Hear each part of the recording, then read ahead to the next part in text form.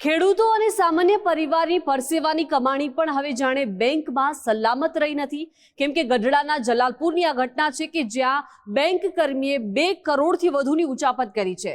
Cyber ક્રાઇમમાં ગુનો નોંધાયો છે। હવે આગળની તપાસ હાથ ધરી છે, પરંતુ કઈ રીતે ઉચાપત આચરવામાં આવી છે, કોણ છે બેંક અધિકારી, જોઈશું આ રિપોર્ટમાં।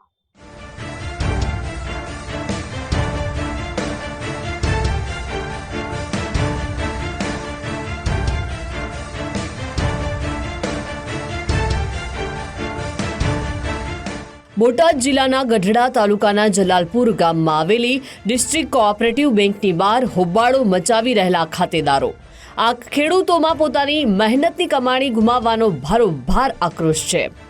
અંદાજે 2 કરોડથી વધુની ઉચાપત થયાનો મામલો સામે આવતા જ ઢસા પોલીસ સ્ટેશનની બહાર ટોળું રજૂઆત કરવા પહોંચ્યું। જલાલપુર સ્થિત ડિસ્ટ્રિક્ટ કોઓપરેટિવ બેંકના જ 2 કર્મચારીઓએ અંદાજે 2 કરોડ 14,99,000 રૂપિયાની છેતરપિંડી આચરી। આ બેંકમાં ખાતું ધરાવતા અંદાજે 50થી વધુ ખેડૂત ખાતેદારોએ મહેનતની કમાણી ગુમાવી। બેંકના બ્રાન્ચ એકાઉન્ટન્ટ આનંદ સગરે ઓછું ભણેલા એવા નિર્દોષ ખાતેદારોના ખાતામાંથી નાણાંની હેરાફેરી કરી દીધી। આ કેસમાં આનંદ સગરની પત્ની જાગૃતિ સગરની પણ બરાબર સંડોવણી હોવાનું સામે આવ્યું છે। આ બેંકના મેનેજરે ઉચાપતના કેસમાં ઢસા પોલીસ મથકે ફરિયાદ નોંધાવી છે। બેંકના મેનેજરે ખેડૂત ખાતેદારોનો વિશ્વાસ કેળવીને લાંબા સમયથી ઠગાઈ આચરી હોવાની આશંકા છે। હા, થોડાક દિવસ અગાઉ અમારા અહીંના કર્મચારી દ્વારા એક ઉચાપતનો મામલો ધ્યાન ઉપર આવેલો। હેડ ઓફિસ દ્વારા તપાસ કરવામાં આવી અને એના અનુસંધાને 2 કરોડ ને 14 લાખ આસપાસની રકમની ઉચાપત જાણવા મળેલ છે। આ બાબતે હેડ ઓફિસની સૂચના મુજબ પોલીસ સ્ટેશનમાં ફરિયાદ કરવામાં આવી છે અને એની તપાસ ચાલુ છે પોલીસ દ્વારા।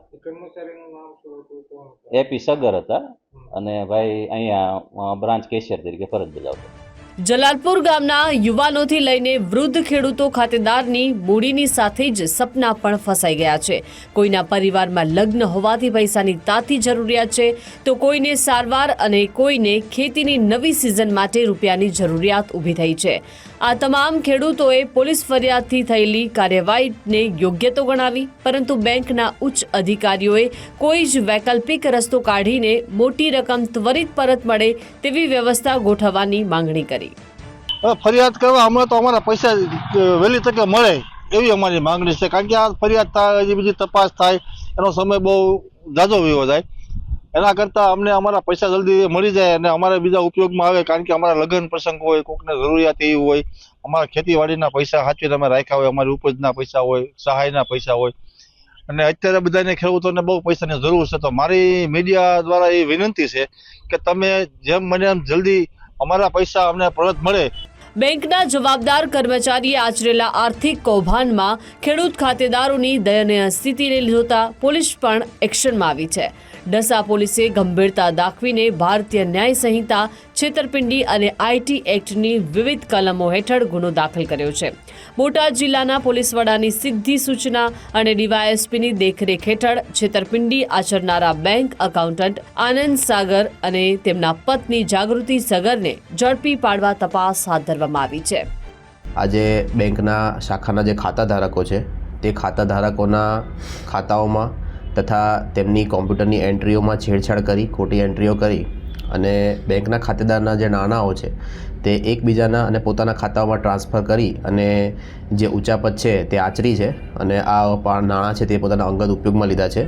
આવી જે ફરિયાદ છે તે બેંકના મેનેજરશ્રી દ્વારા અધિકૃત અધિકારી દ્વારા આપવામાં આવી છે અને તે ઢસા પોલીસ સ્ટેશન ખાતે આ ફરિયાદ દાખલ થયેલ છે। જે કુલ રકમ જોવા જઈએ તો કુલ 2 કરોડ 14,99,000 આસપાસની આ જે રકમ થાય છે અને 50 જેટલા ખાતા ધારકો થાય છે, તેમાં બીએનએસની યોગ્ય કલમો હેઠળ ગુનો છે તે દાખલ કરવામાં આવે છે। સર, આરોપી ઝડપાયા છે કે કેમ? આમાં કુલ 2 આરોપી છે। હાલમાં તેઓએ ફરિયાદ આપ્યા પહેલાં આ આરોપીઓ છે તે ઘરેથી ફરાર થઈ ગયા છે, આથી તેમની શોધખોળ છે તે પોલીસ દ્વારા કરવામાં આવી રહેલ છે।